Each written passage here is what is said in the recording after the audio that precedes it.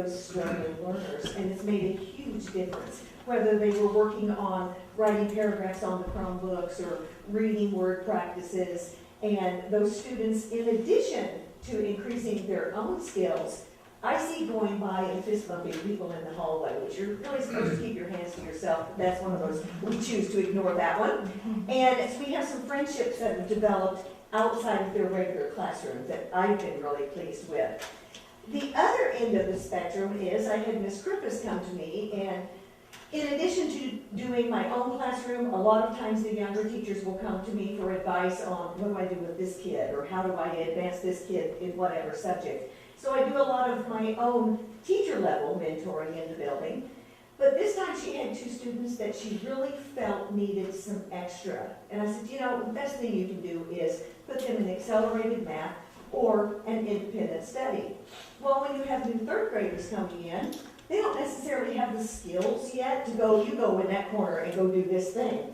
So we hatched an idea of, I would assign one of my fifth graders to work with one of her third graders as a mentor and teach them how to do a couple of computer programs, which would allow the third grader to go work on whatever their independent study project was and still be accountable to their teacher at the same time for their learning. It was totally self-paced and totally individualized. And what I have tonight are a couple of third graders and their fifth grade mentors here to show you what they have done this year.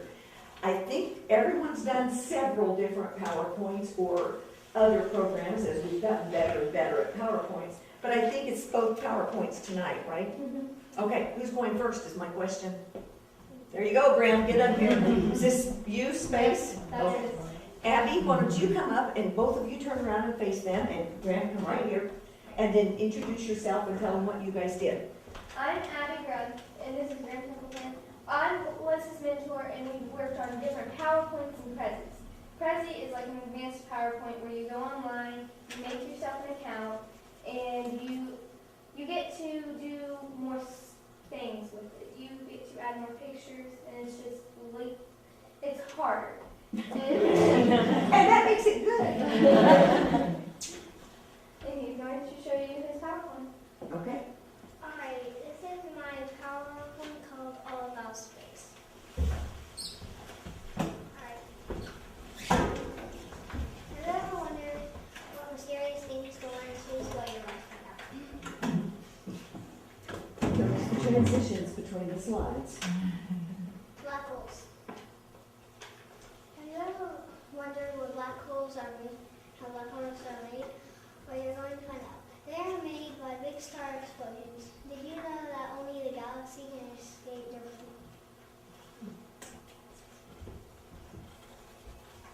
community? Did you know the movies are made? Just like some other planets have wings too. You may be wondering how the dents in the moon are made. They are made by asteroids hitting the moon. Galaxies. Did you know there is more than one galaxy? Galaxies have their own planets and stars. Did you know that the bright dot in the middle of a galaxy is a black hole sucking in light?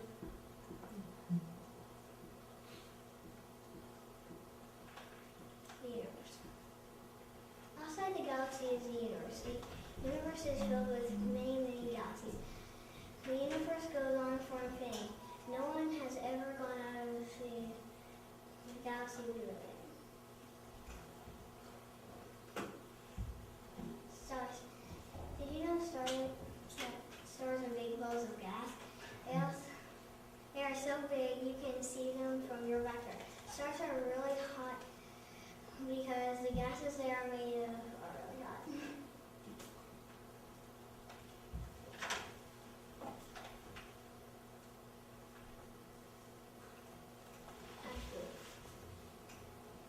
Have you ever wondered what an asteroid is made of? An asteroid is made of bits of metal and rock. The asteroid belt is where they find most asteroids. Jupiter. Jupiter is the biggest planet we know.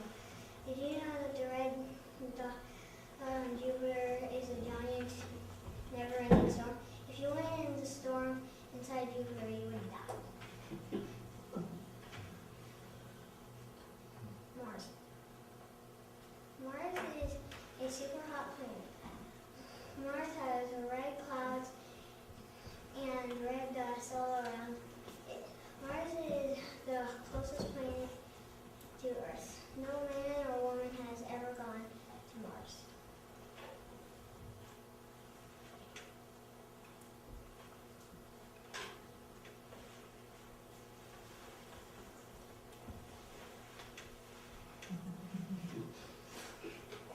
That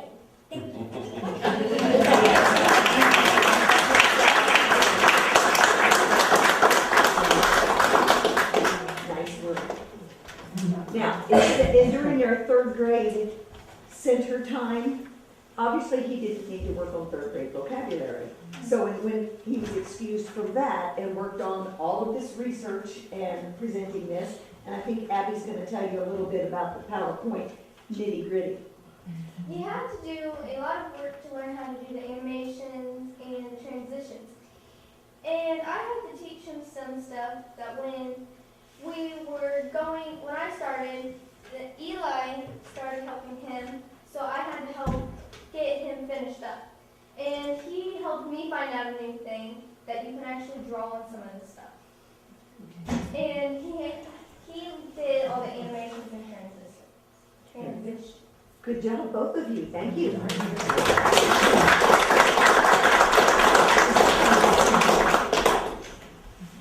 You put it someplace, right? Yeah, I'll swap it up. And you next to come up, please. Carl's signature. Yeah. Okay, tell them who you are and introduce. So my name's Vice, and this is Eli Brinkerhoff. And every Monday, Tuesday, and Friday, I'll go down and help them with PowerPoints. And sometimes we do a Prezi, which, like she said, was a kind of advanced PowerPoint. But it's on the internet, and you have your own username and password. And so we would go and work on those. And whenever Graham started doing it, we didn't go down for a while because Eli was actually helping Graham do all of those PowerPoints. It's a good thing, right? Okay, why don't you run the computer and let you, Eli, read what yours, obviously not space. Reptiles.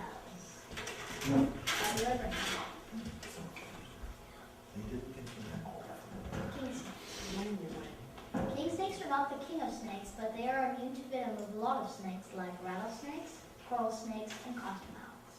Those are just examples. They are good pets. Bearded dragon. Bearded dragons make great pets. They like to be scratched under their chins. When they get startled, they puff out their beard, which turns black. Their beard is very spiky, which can scare predators away.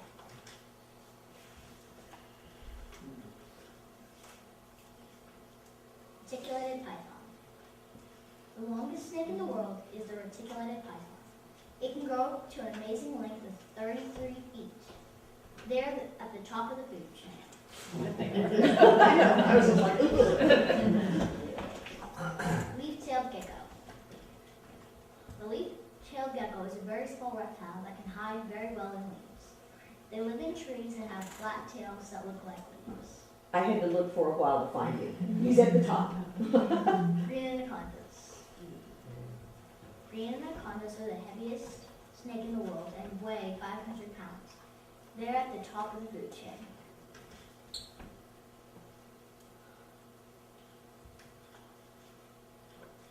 Alligators. Alligators are reptiles, and like all reptiles, alligators are cold-blooded. Alligators have one of the strongest bites in the world, but if you put a rubber band around its jaw, it would not be able to open its jaw.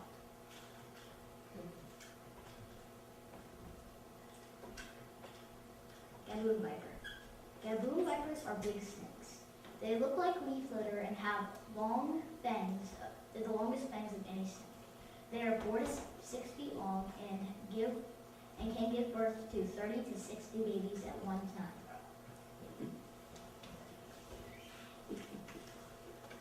Corn snakes. Corn snakes are the best pet snakes. They live in Florida, but we brought them here in the past. They are very popular in the pet trade. They get between 4 and 6 feet long. Corn snakes help farmers by eating mice that try to eat the corn. The end. Thanks for watching.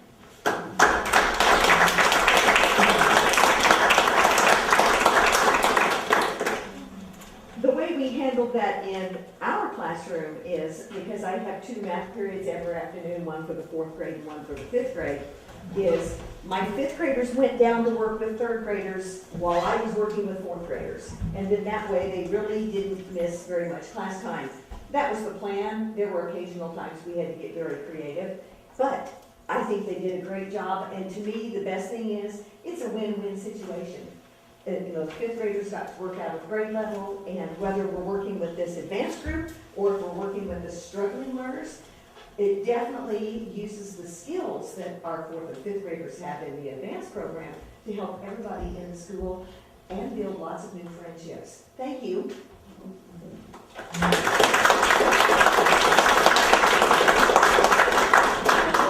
I don't want to mess up your deal by just grabbing my flash drive. Thank you, Sharon, for that presentation, and thank you, Abby and Graham and Ethan and Eli. Good job, guys. Fantastic Thank job. you. Very good job. Yes.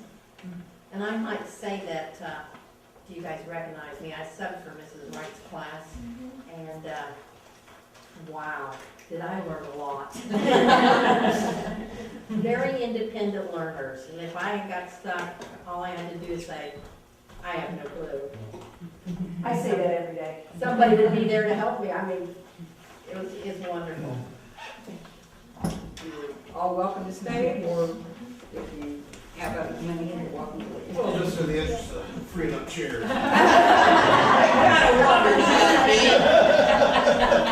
might have another crowd come in.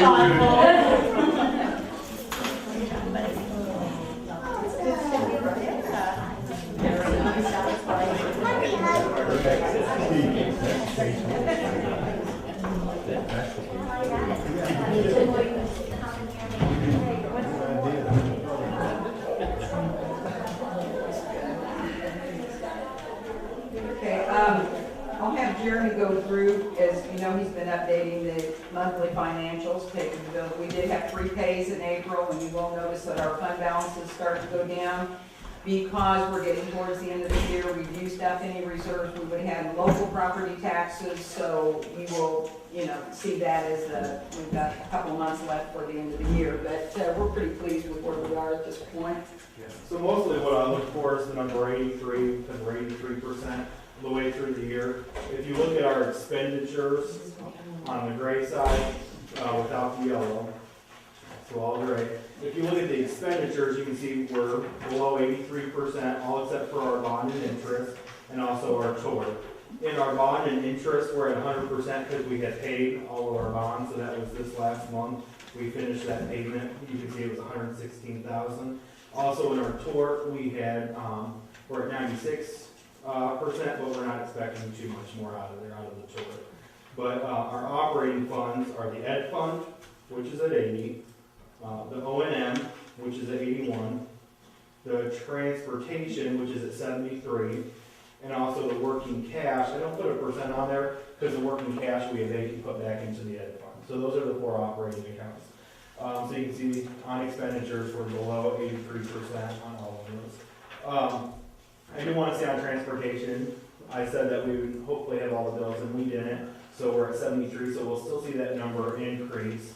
On the revenue side, you'll see we're above the 83%. So I think we're sitting well. We had the extra pay. If you compare our extra pay, which was in April, it only happens twice a year. So in April, you can see the ed fund was $927. If you look back to October, it was $982. And then also, so we had the extra pay, we had the bond payment. We also had $30,000 that went into TRS for summer work. So we have summer work that comes up, we have to pay additional amounts into TRS, so $30,000 went into there. So I think we're still sitting in line for what we projected, so. And then if you look on the other side for the revenue, what you'll see on the revenue, all of this right here, I know it's kind of hard, all of this right here is your state revenue on this side, so on your left-hand side. So you can see we're at 87%, 83%, 135%. So I mean, on our state revenue, we're doing well. So we'll just have to see what happens on our local revenue. We're at 102, 93, 100, 100. So our local is very good. We're only 7% off on the O&M, and we still have 2 more months. And that's mostly CPPRT money.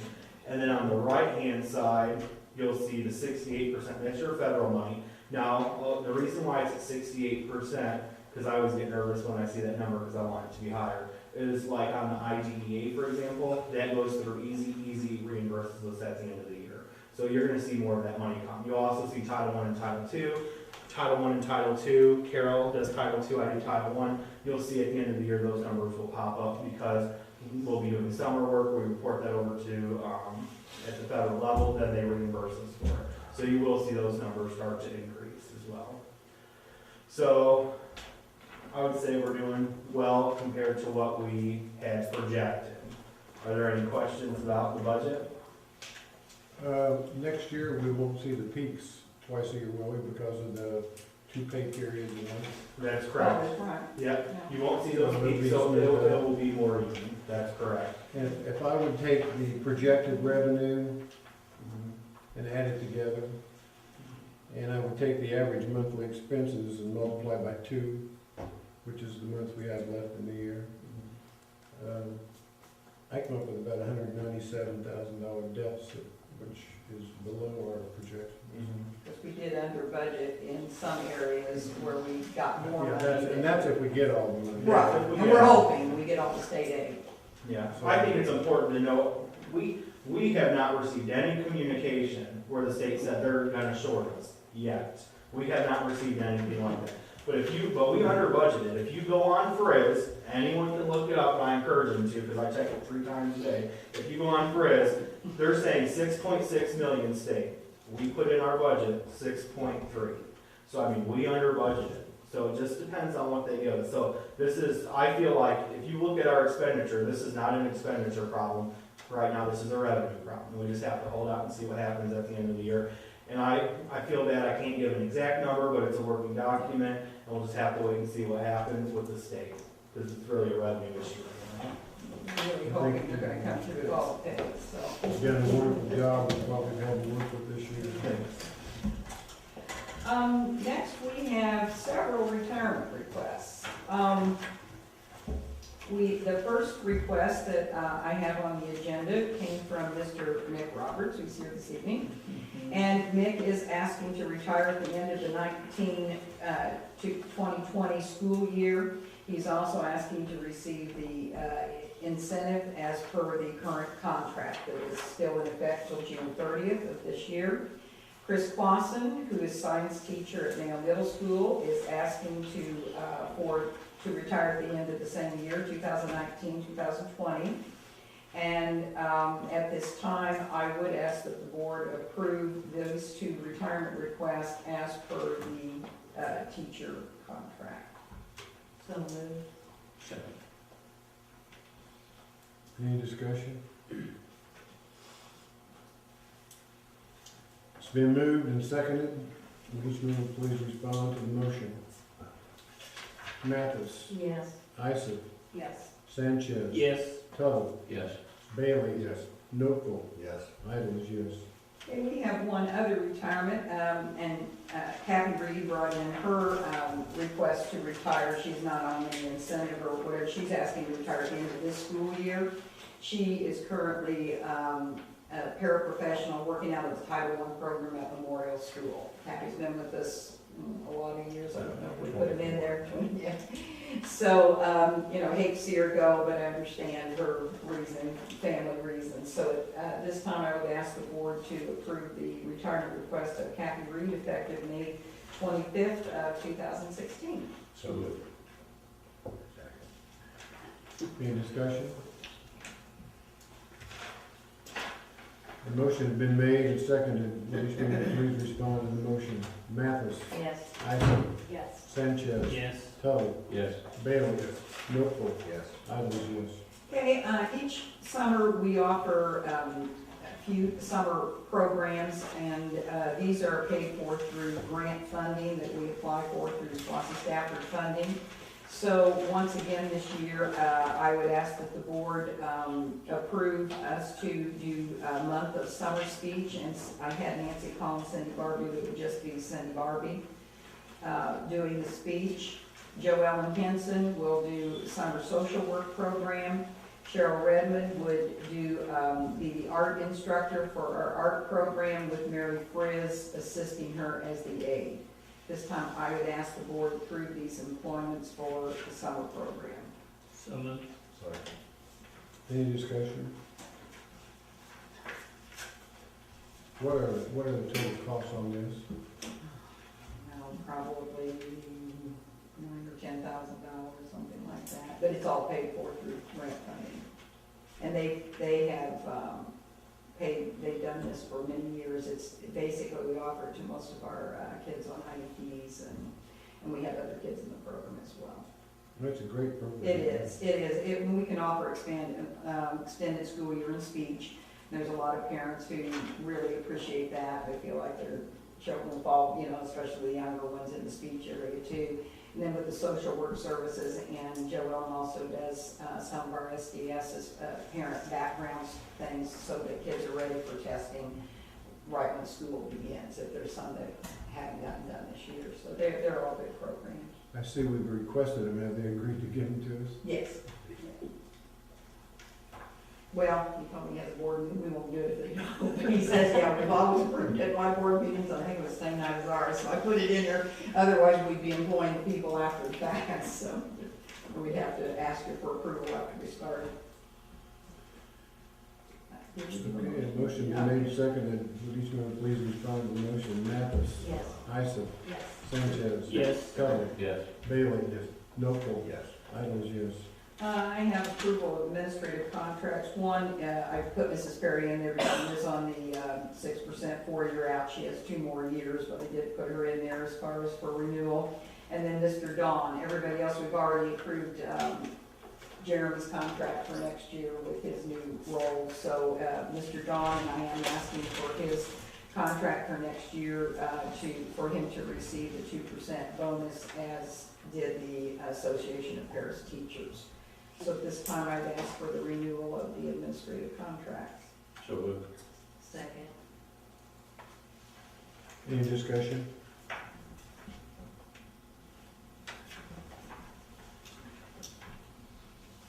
Motion been made and seconded. Would each member please respond to this motion? Mathis, Yes. Isom, Yes. Sanchez, Yes. Tuttle, Yes. Bailey, Yes. Notebook, Yes. Idle is yes.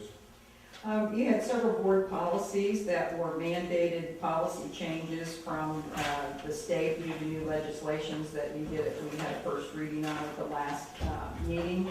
I had put in the mandated changes at that time for you to go over. Nothing has been added or deleted from those policies at this time. They were policies 719, 7200, and 7210. They all dealt with student behavior and were amended due to Senate Bill 100. They would become effective, even though we are approving them this evening, they will become effective the first day of school, so August 13th, whatever our first day of school, that's when the policies actually become effective. Okay, but I would ask for the board to approve policy 719, 7200, and 7210 as amended. So made. Second. Any discussion? The motion is made and seconded. Would each member please respond to the motion? Mathis, Yes. Isom, Yes. Sanchez, Yes. Tuttle, Yes. Bailey, Notebook, Yes. Idle is yes. Okay, the only thing under informational I wanted to bring up was we had received a message from Mr. Meister that he is looking at the high school. Like me finding the button. maybe adding to their fine arts program in their choral department. They had cut back and we were sharing a teacher one period a day. So if that were to take place, he asked us if we would be interested at all in expanding our program at Mayo. As you know, we cut our program back when they eliminated at the high school, but we have been doing before school chorus. I think Dave feels, and I'm going to be in agreement with him, that expanding that program again now, and especially in lieu of our beautiful theater and the programs we've seen, if you've seen the elementary chorus and music program that we had there doing such a fine job, this would, I just want to run this by you because I'm sure Dave will be bringing it up to his board, and if so, it would mean us probably using 1 to 2 periods a day and sharing the cost for those 2 periods for an additional person in the music department. So if you have questions, concerns, or issues, you might want to talk with Mr. Isle or Mr. Bailey or John on the high school board. I don't know if it's been, but if that does take place, we would be posting, or one of the 2 districts would be posting for that position. And it would be a nice thing to be able to expand in that area. We've also posted for another elementary position, waiting to see numbers, and Jeremy had put out, the administrators did, early registration, trying to get numbers on our elementary class size, because we talked before. They haven't gotten as many responses as they would like, so he's gonna maybe start doing some phone calling and things to get numbers, but we did put a posting, you don't have to hire. But we wanted to post to see who's out there, because we're finding it more and more difficult to hire teachers in any positions. And now there's used to get over 100 applicants for an elementary opening, and that's not necessarily the case now. So we did put that posting out there as well. Haven't interviewed or done, in fact, we just put it out there today. Teacher Appreciation Week was last week, and I put in there the schedule of things that they added, or that they did in each building. The administrators got together and they all offered the same thing, I believe, in the building. And each day of last week, they were another activity or something. I think they were very pleased. We met with the communications committee today with the teachers, and they seemed, all said they were really appreciative and very pleased with. I think they had ice cream sundaes one day. Ladies' Day, Gentlemen's Day, ice cream Sundays, extended lunch, and Can I go back a minute? Uh-huh. Can you explain to me a little bit more? You said you posted a position. What position did we post? An elementary teaching position. We haven't put what. Not grade, we don't know No, what's We going on. we don't know what I grade. mean, we we're don't gonna have to know. know by Friday, aren't we? No, we give out tentative job assignments. Tentative job assignments, which could say elementary teacher. And those could change the day before school. As per our APT contract, where teachers have asked that they get a tentative assignment, but it means just that. Administratively, you can make changes in that if there's a need. So anybody that gets their assignment, that could very well change, and probably mainly say elementary teacher or 2nd grade teacher, but that could mean, could be a 3rd grade teacher, so. But no, we don't have to know that for a fact. We know we're not letting anybody go. That's the only thing we have to let someone know at a certain time. If we're going to rip a position and reduce, then you have to do that. And we don't know what we're gonna do yet. Whether it's gonna be 2nd grade or 3rd grade. We know, the position would be a 3rd grade. Yes. What we didn't know was, would we be able to reduce the 2nd grade position? And that's why Jeremy went ahead and did the early enrollment to see what those numbers look like. There need to be somebody in 3rd grade. If it looked like you could do with one less section in 2nd grade, then you would move someone. If it does not, which from what we heard at one of our last meetings with move-ins and things, kids moving into 1st grade, it may mean we just hire for a 3rd grade position, because we know those numbers are going to be high. Because you're already cutting back a section when you get to 3rd grade. You went from 5 sections to 4 at the 3rd grade level. So we're just posting to see, and we don't really know where that position will be, but we know it'll be an elementary position if we hire. And if there's no need to hire, then we wouldn't, you just post it, you didn't make any obligation to anybody. So. Is that? When do you have solid numbers? You'll have them, really, to be honest. Probably not till the day. of Not till August. Yeah. Yeah, not till August would you have solid numbers. It's hard. I mean, it really is hard when you're going through looking at these numbers. Because I know right after, spring break, I probably had 4 kids move into my school. How many did you have at 4 or 5. 4 or 5? And We're at then, 9. yeah. And how many they say moved out? Memorial said they're up 9. It's just hard because our kids are mobile. Our kids are constantly moving. So it makes it very difficult. When we initially started this conversation, the number I think was like 27 and the other number was 25 between second and third grade. And what happened was is there had been move-ins and move-outs where they conversely moved. So now they're both around 26 about. And so it'll be interesting just to see, I mean, we can make phone calls to every second grade and third grade parent. I can have my secretaries do that, and that's one of the conversations Mrs. Sutton and I have had to see who's going to be there and who's not. It's difficult for us just because you don't know until August. So then the question is do you want to hold? And that would be something, you know, I'd be curious, do we want to hold out till August and just hire someone in August? Do we want to just do it now? Do we want to look at other savings within the district? It's a difficult decision when you're looking at the number of kids in the classroom. It's a sensitive, let me say it's a sensitive conversation sometimes, so. Knowing we had people moving, students move in, and from our last conversation, when we met with communication committee, we did look at very seriously and made reductions anyway, Yeah. in lieu of the fact knowing we may just be hiring another teacher. So we looked at ways that we could do some cost reduction that weren't going to affect major programs and class size. Some of it was summer workshops, we did some lunchroom duty Yes. reductions. So we feel pretty good about the fact whether we add a section or not. The only reason you would wait is if it looked like there was just really gonna be small class sizes at one level and there was no need to. But at this point, I don't know if it's really looking with the move-ins, it's just hard, like you said, hard to predict, but you're not gonna wait till August to make that decision because you don't wanna wait till the midnight hour to have somebody in place and have some training, so maybe making those calls will help, Yeah. give us an idea.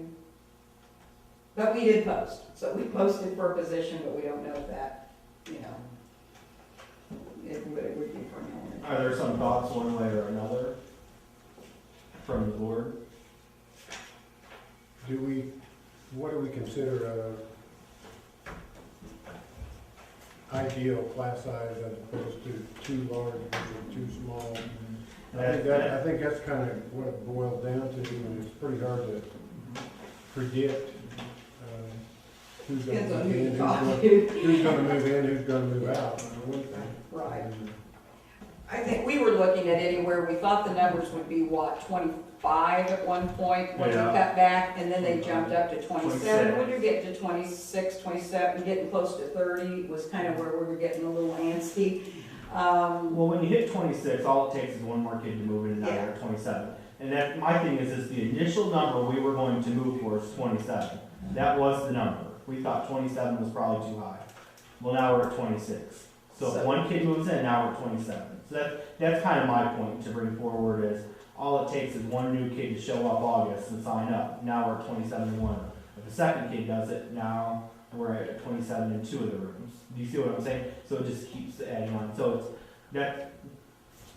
What are the class sizes currently? So we've gone over them. Like over 20 there. and, I think we gave them out to you at one point. yeah, I've got it. I don't have them right now, but we're looking at all of that. We feel like the 27 is a top number. Yeah. And it was getting so close to that. It went from 25, maybe somebody having 24, to then with first grade move-ins getting up to that 27 mark. So if, you know, we find there's 7 people that move out or something, but it just makes it really difficult to really get on about and just a solid number, so. But we did post just in case. We want to know who's out there anyway. And like I said, we may be posting for music depending on how everything goes, knowing just to see who's there and who's in the pool of applicants. Because I know when we posted for music the last time, we only had 7 applicants, I believe, and many of them, several of them turned down when we offered it to them because of location, or they just wanted to be closer to home or something that way, so sometimes that. I think the impacts. music thing is a strong move Mhm. on our part too. I know the numbers are up in chorus at the high school this year, and they expect them to grow. And I think our numbers are down at Mayo with the before school, and so if we had a class or two there, it would strengthen our choral. You could help build for your high school program.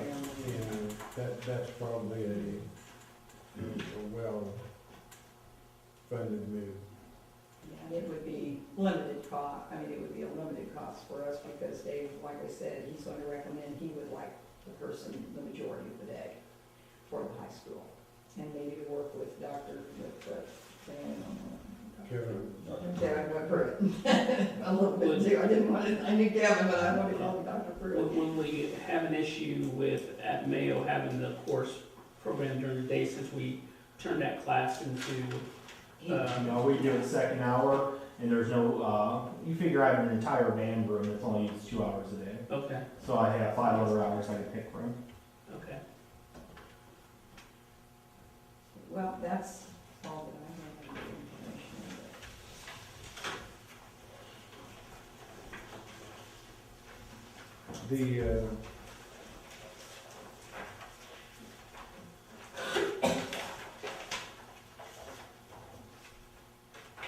Read something just a minute, to make sure I understand what I'm talking about, which is very simple.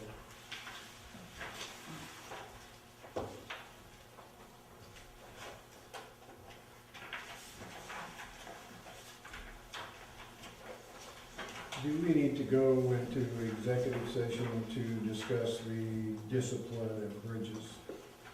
No, the Bridges student is not our student any longer. They actually get the state aid through Bridges. Jeremy just made that, he wanted to make you aware of that.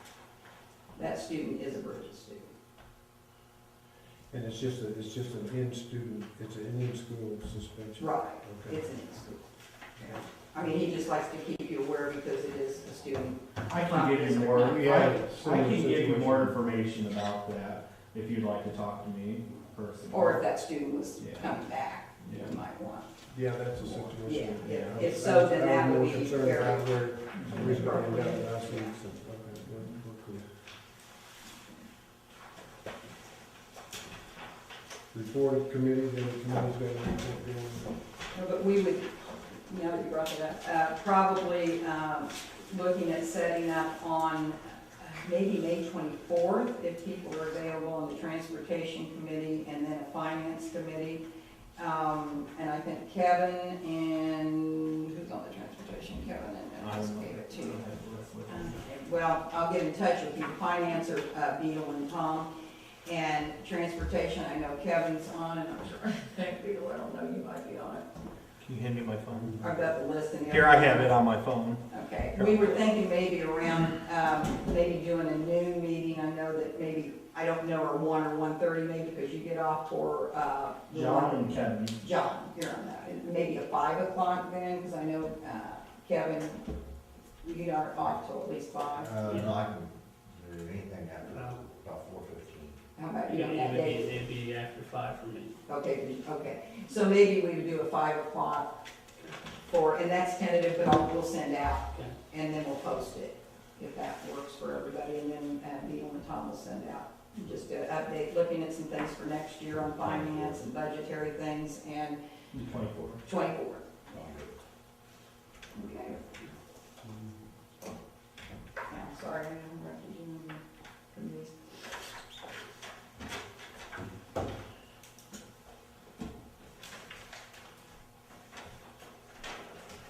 Public hearings and petitions, unfinished business. Matters for follow-up. Any new business? Right to revert to order of prior order of business. Executive session. Need a motion for adjournment. So moved.